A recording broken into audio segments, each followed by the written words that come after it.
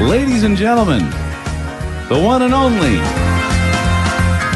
Kendra Smiley. Come on, Lindsay, sing. Kendra Smiley. Hi. So what do you want to talk about today? I know you brought some stuff. I did bring some stuff.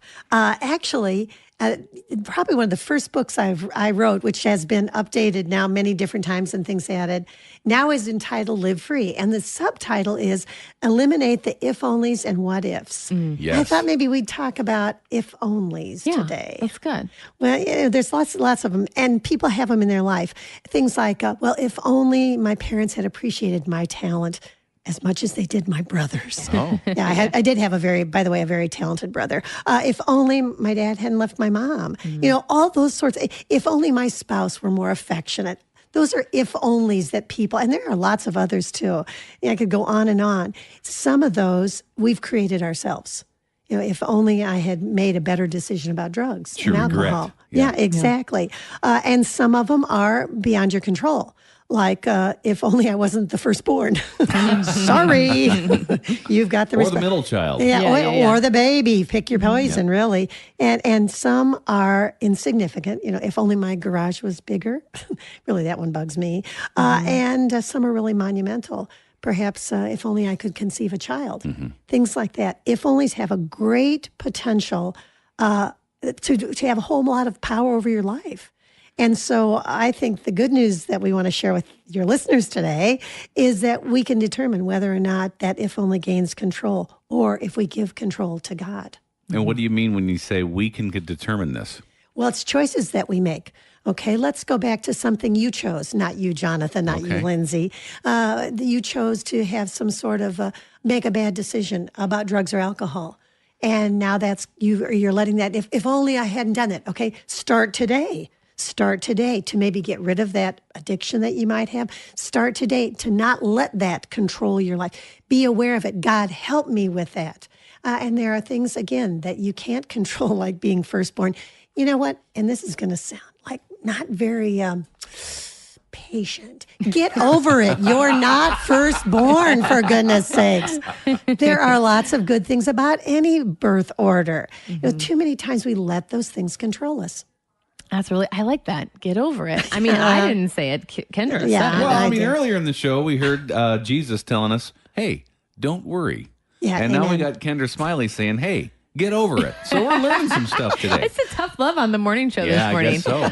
At certain times when there are more women than men in the room, and Kendra and Lindsay are here. Kendra Smiley, our friend, author, and speaker. Mm-hmm. And I'm thinking, I know the rules about women. You never ask them their age. You never ask them their weight. I do have a bit of a personal question. Author and speaker, KendraSmiley.com. And the question is, how many tons is your dump, I forgot what it's called. Dump truck? Not dump truck. No, come on. I can't answer if you can't bed. say. How many? No. What is it? I don't know. This is a rural question. I'm trying to act like I know about farming.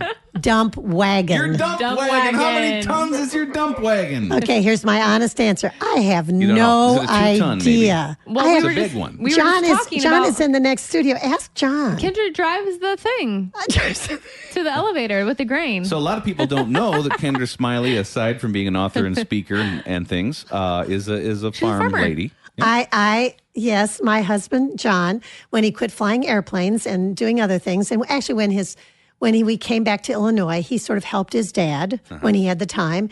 And then ultimately his dad grew older. That's what happens. Right. And so then his dad helped him. And then at one point he couldn't anymore. And so I became John's hired man. Now, there are two obvious problems with that. You're not hired. You got it, sister. Gender and compensation. And so you fast forward to 2018. Did you ever think you'd be part owner of a dump wagon? Dump wagon is a funny name, but it only started being funny when you started saying it. When Jonathan says it, it's funny. That's not fair. Okay, well, no, I never. My dad was a dentist.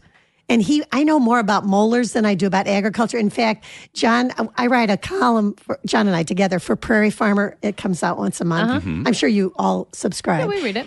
Anyway, and when I signed the contract to do this column, John said, don't ever pretend like you know anything about agriculture. You will embarrass yourself.